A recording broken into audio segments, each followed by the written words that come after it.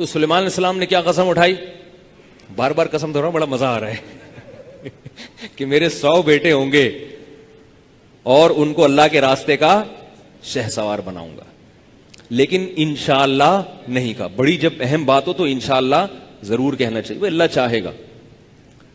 تو کیا ہوا کہ کسی کو بھی حمل نہیں ہوا، اور ایک بیوی کو حمل ٹھہرا، بچہ معذور پیدا ہوا، وہ جہاد کے قابل نہیں تھا. سلیمان علیہ السلام کو خیال ہوا کہ مجھ سے کوئی غلط بات ہوئی ہے.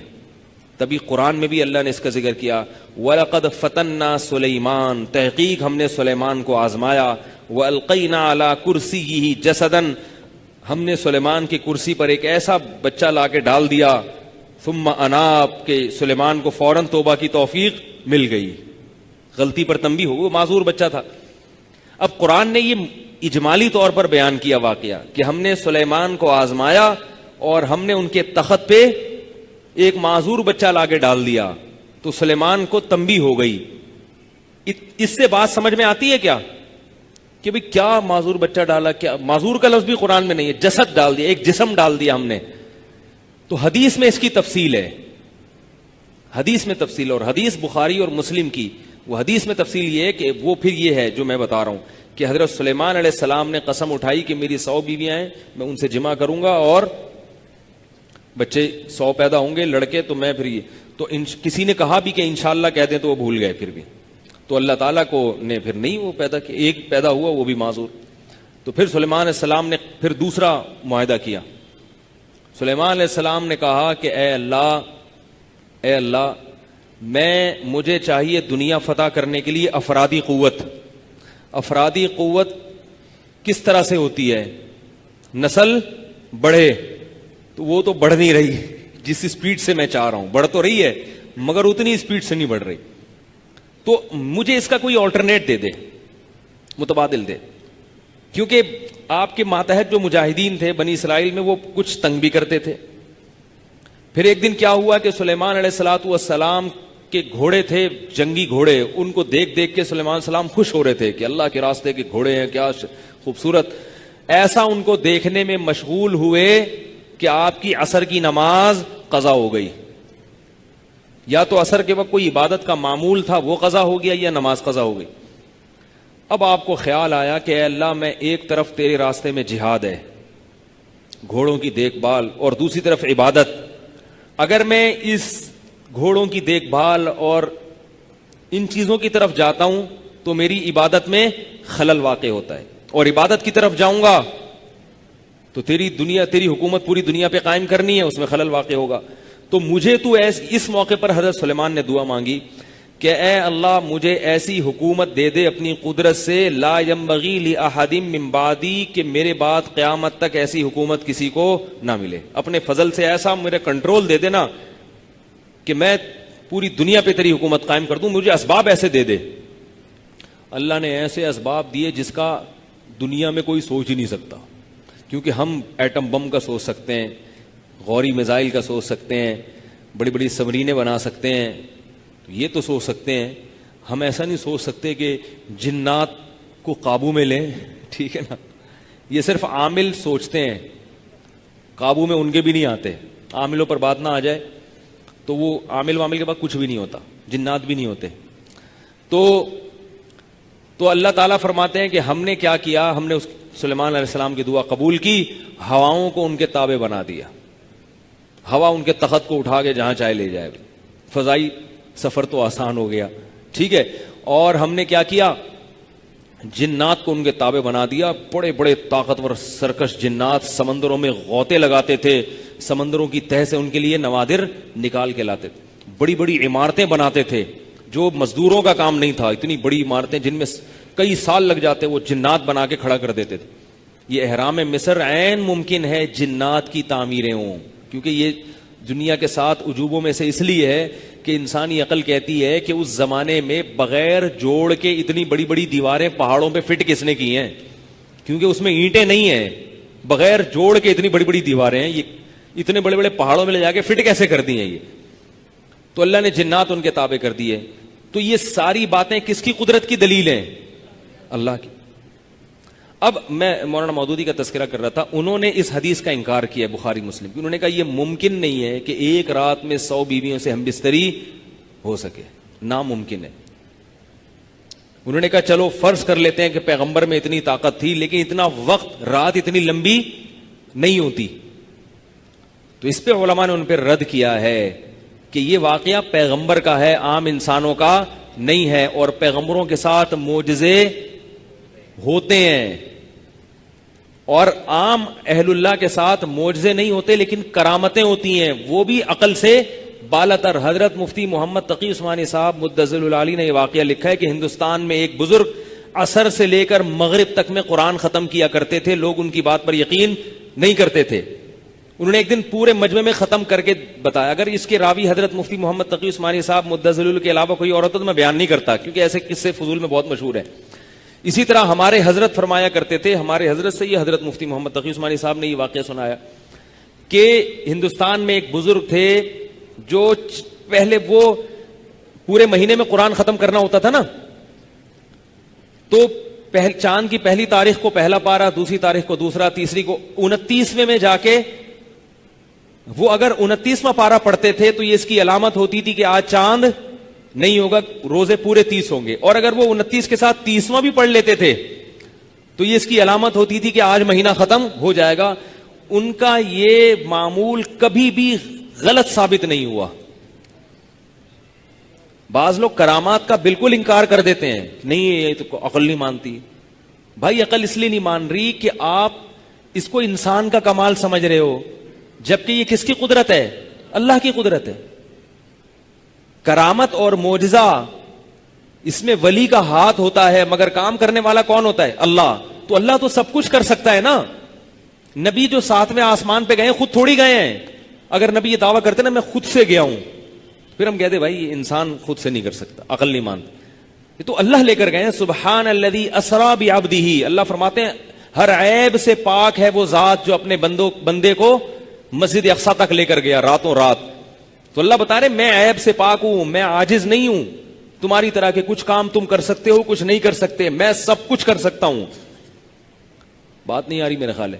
تو اللہ نے سلیمان علیہ السلام کے لیے وقت میں برکت بھی دے دی کہ وہ ایک رات میں 100 بیویوں کے قریب جا سکیں, اور سلیمان علیہ السلام کو اتنی طاقت اور قوت بھی دے دی. تو یہ اللہ کی طرف سے معجزہ تھا. اب ہم مولانا مودودی اگر زندہ ہوتے تو ہم ان کی خدمت میں بڑے احترام سے ذکر کرتے کہ حضرت سلیمان علیہ السلام کو پرندوں کی بولیاں سمجھ میں آ رہی ہیں, یہ تو قرآن نے کہا, یہ بات عقل میں آتی ہے بھائی؟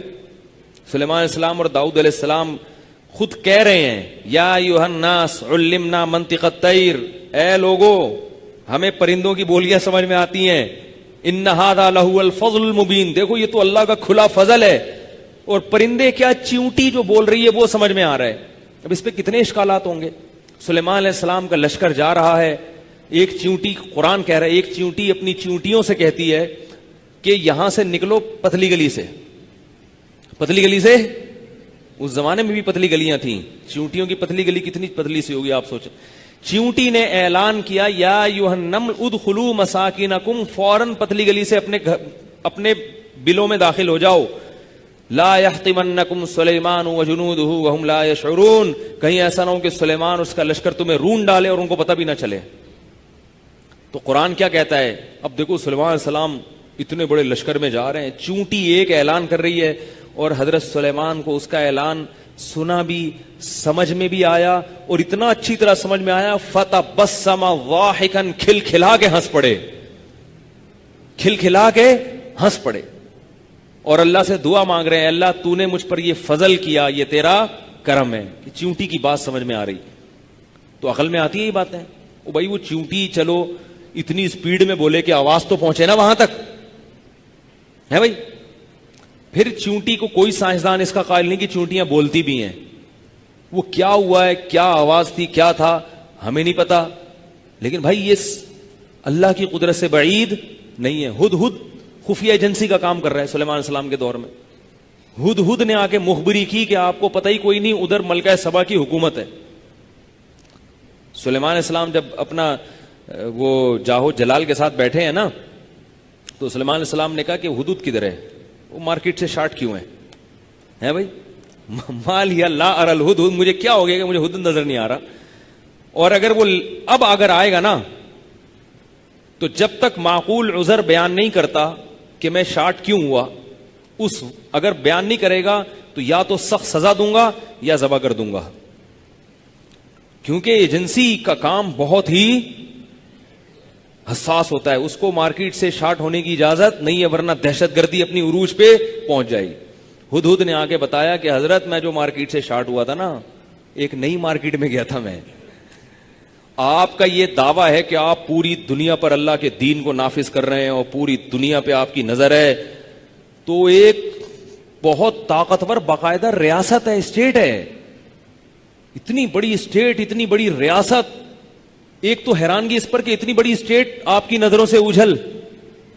دوسری بات یہ کہ وہ ہے بھی پکے کافر، سورج کی عبادت کرتے ہیں. اور حدود کی تقریر دیکھیں کہ بے عقلی کے کام کر رہے ہیں، اللہ کو چھوڑ کر سورج کی کو سجدہ کر رہے ہیں، اور لا یہتدون، سیدھے راستے پر نہیں ہیں. حدود کو بھی اتنا سینس ہے کہ بھئی یہ کیا کر رہے ہو، سورج کو کیوں پوج رہے ہو.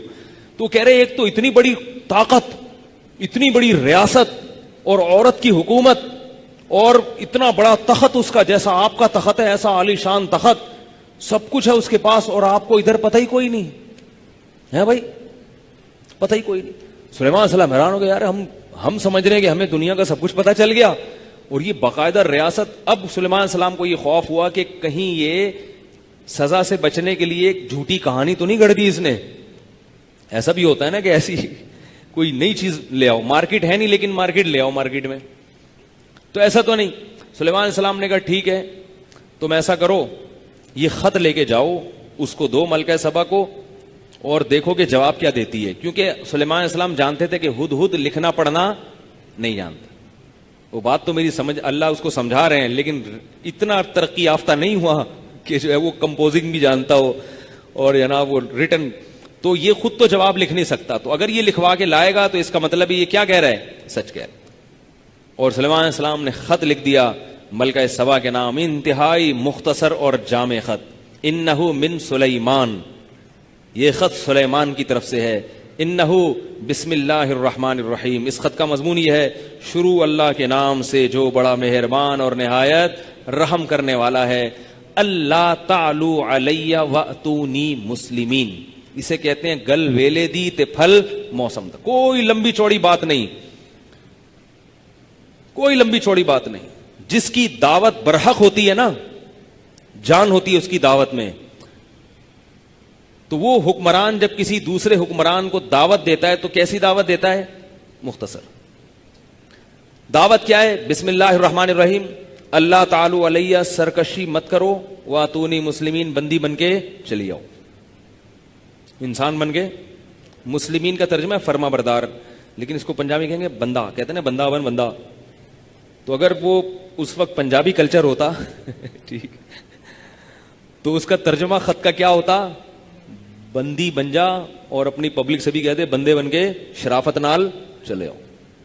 بس یہ کیا بھائی، اب اس میں اسلام کی دعوت بھی ہو گئی، توحید کی دعوت بھی ہو گئی، حکومت سے دستبرداری کا اعلان بھی. توحید سے کیوں، اللہ، ہم اللہ کو مانتے ہیں جو بڑا مہربان نہایت رحم کرنے والا. تو سمجھ جاؤ کہ ہم سورج کی عبادت کرنے والے نہیں، اور ہم تمہیں اسی عقیدے کی دعوت دے رہے ہیں، یہی قبول کر کے آ جاؤ. وہ پریشان ہوئی، وہ تو لمبا واقعہ کہیں اور جا رہا ہے مضمون.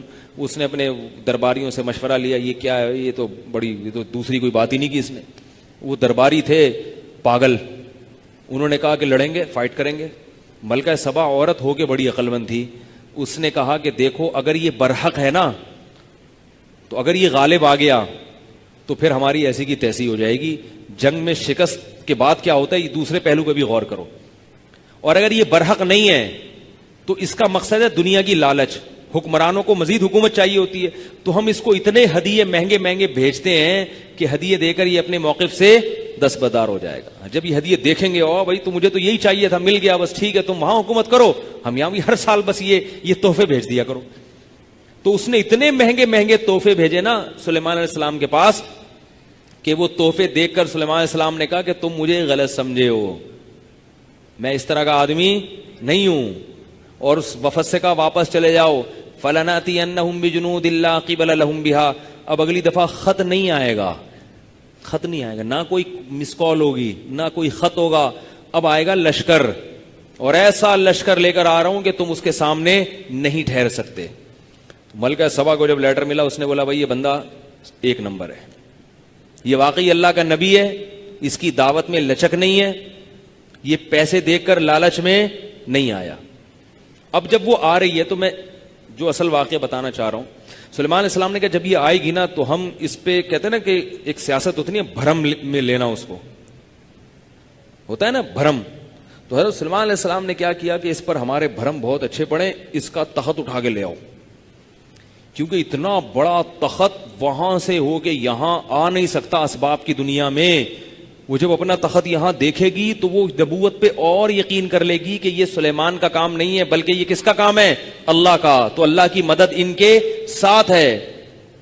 تو اب دیکھو جو میں اصل بتانا چاہ رہا ہوں واقعہ، حضرت سلیمان نے کہا کہ ایکم یاتینی بعرشھا قبل ان یاتونی مسلمین، اس کے یہاں پہنچنے سے پہلے کون اس کا تخت اٹھا کے لائے گا؟ جن کھڑا ہوا، جن نے بولا آپ یہاں پہنچنے کی بات کرتے ہیں، مجلس برخاست ہونے سے پہلے یہاں حاضر ہوگا. اب قرآن کے الفاظ دیکھو، قال الذی عندہ علم من الکتاب، جن کے پاس کتاب کا علم تھا، زبور کا ایک بزرگ تھے، انہوں نے کہا پلک جھپکنے سے پہلے یہاں حاضر کروں گا، اور یہ کہا اور تخت حاضر. اب یہ واقعہ اگر فضائل اعمال میں لکھا ہوتا، قرآن میں نہ ہوتا، تو ہماری ایسی کی تیسی ہو چکی ہوتی کہ نہیں ہوتی؟ ایک اور کلپ مارکیٹ میں بولو نا آ چکا ہوتا. ایک اور نوجوان کوئی مفتی بیٹھتا پگڑی چھڑی باندھ کے، اس کو بڑا خوش ہوتا، ایک فضائل اعمال اور فضائل صدقات کے خلاف ایک ایٹم بم مل گیا. شیخ الحدیث نے لکھا کہ وہاں سے ایک بزرگ تخت اٹھا کے یہاں لے آئے. پھر قرآن کی آیتیں کہ یہ تو مردہ ہیں، یہ تو انسان ہیں، ان کو تو یہ نہیں پتا کہ زندگی کب ہوگی، یہ شرک پھیلا رہی ہے فضائل اعمال. اور تبلیغی جماعت پوری دنیا میں کس کی دعوت لے کے گھوم رہی ہے؟ شرک کی دعوت لے کے گھوم رہی ہے. سب ایسے ہی شیخ الحدیث نے لکھا. پھر وہ جو ہمارے حضرت ہیں پیر و مرشد توصیف الرحمان صاحب، وہ تو خوشی سے ان کی تو نیند ہی اڑ جاتی رات. کہتے یار صبح اٹھتے ہی سب سے پہلے کیا کرنا ہے؟ کلپ تیار کرو.